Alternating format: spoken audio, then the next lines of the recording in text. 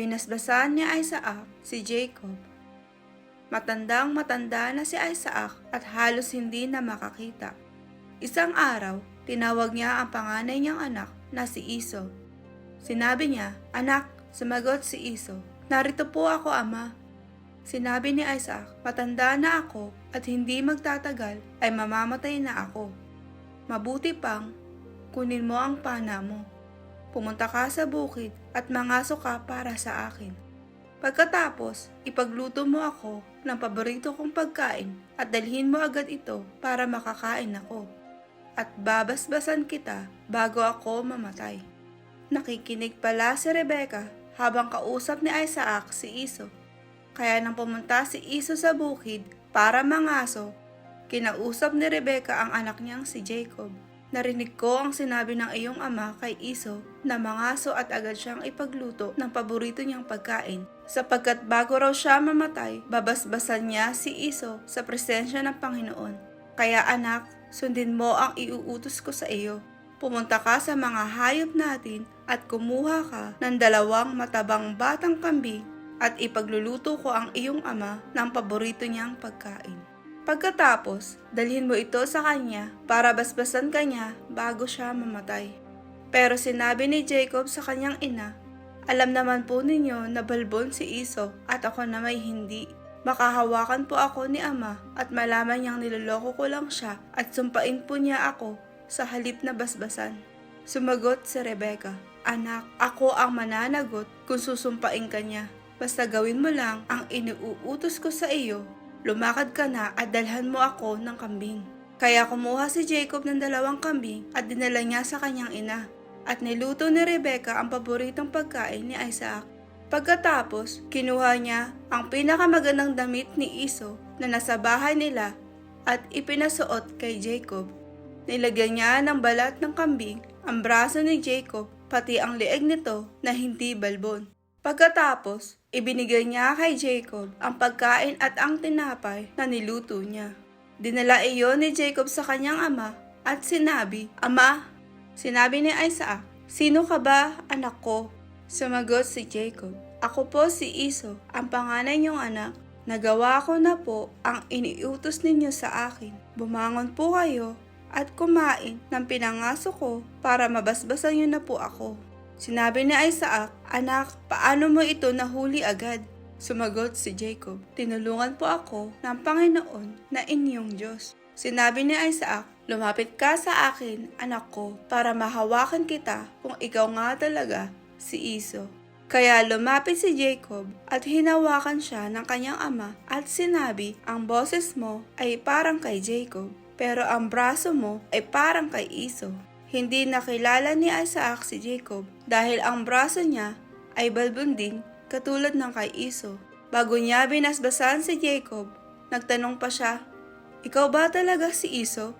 Sumagot si Jacob, "Opo, ako nga po." Sinabi ni Isaac, "Sige nga, dalhin mo rito ang niluto mo mula sa pinangaso mo at pagkatapos kong kumain ay babasbasan kita." Kaya't binigyan siya ni Jacob ng makakain at maiinom at kumain siya at uminom.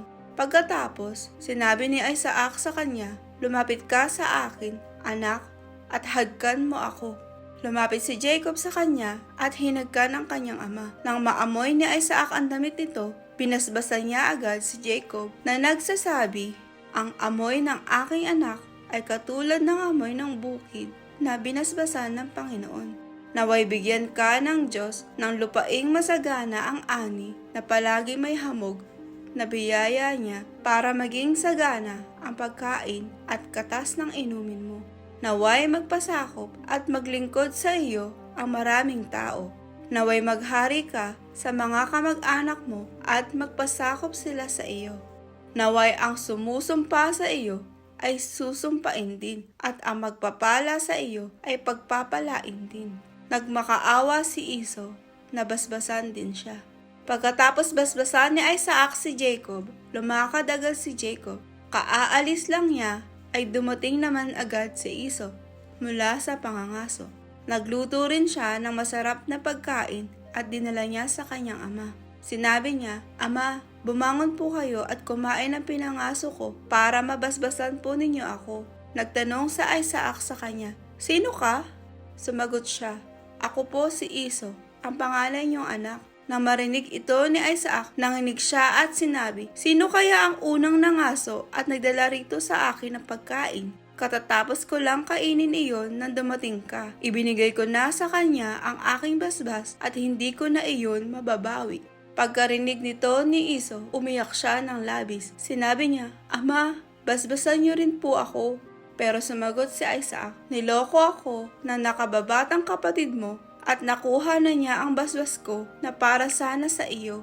Sinabi ni Iso, "Pangalawang beses na ito na niloko niya ako, kaya pala Jacob ang pangalan niya. Kinuha na niya ang karapatan ko bilang panganay at ngayon kinuha pa niya ang basbas na para sa akin." Pagkatapos, nagtanong siya, "Ama, wala na po bang natitirang basbas na para sa akin?" Sumagot si Isaac, "Ginawa ko na siya na maging iyong amo at ginawa ko rin ang lahat ng kamag-anak niya na maging mga alipin niya. Ibinigay ko na sa kanya ang saganang pagkain at inumin. Kaya ano pa ang maibibigay ko para sa iyo, anak?" Nagmakaawa pa si Iso sa kanyang ama. "Ama, wala na po bang kahit isang basbas? Basbasan niyo rin po ako." At patuloy ang kanyang paghagulgol. Sinabi ni Isaac sa kanya, "Hindi aani ng sagana ang lupaing titirhan mo, at palagi itong walang hamog na biyaya ng Diyos. Palagi kang makikipaglaban at maglilingkod ka sa iyong kapatid. Pero kung lalabang ka sa kanya, makakalaya ka sa kanyang kapangyarihan." Kinapuutan ni Iso si Jacob dahil sa basbas na ibinigay ng kanyang ama kay Jacob. Sinabi ni Iso sa kanyang sarili, "Malapit nang mamatay si ama. Kapag namatay na siya, papatayin ko si Jacob." Pero nabalitaan ni Rebecca ang balak ni Iso, kaya ipinatawag niya si Jacob at sinabi, "Ang kuya mong si Iso ay balak kang patayin para mawala ang galit niya sa iyo. Kaya makinig ka sa sasabihin ko, tumakas ka at pumunta sa Haran doon sa kapatid kong si Laban. Doon ka muna hanggang mawala ang galit ng iyong kuya at makalimutan na niya ang iyong ginawa sa kanya. Ipapasundo na lang kita roon kapag hindi na siya galit sa iyo. Hindi ko hahayaang mawala kayong dalawa sa akin. Baka isang araw magpatayan kayo." Pinapunta ni Isaac si Jacob kay Laban. Ngayon, sinabi ni Rebecca kay Isaac, "Nagsasawa na ako sa buhay ko dahil sa mga asawang Heteo ni Iso. Kung ang magiging asawa ni Jacob ay taga rito rin lang na isang babaeng Heteo, mabuti pang mamatay na lang ako."